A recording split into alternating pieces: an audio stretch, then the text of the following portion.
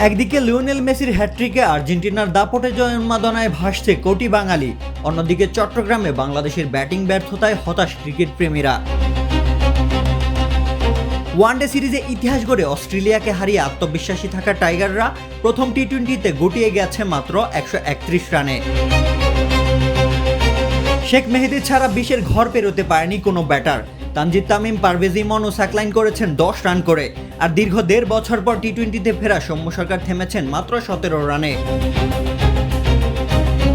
তাওহিদ হৃদয়, রিশাদ, শামীম পাটোয়ারি সহ প্রায় সবাই জাম্পা ডেভিসদের সামনে ব্যর্থ হয়ে দলকে চাপে ফেলেছেন। এখন দেখার বিষয়, ছোট পুঁজি নিয়ে বাংলাদেশের বোলাররা অস্ট্রেলিয়াকে কতটা চ্যালেঞ্জ জানাতে পারেন।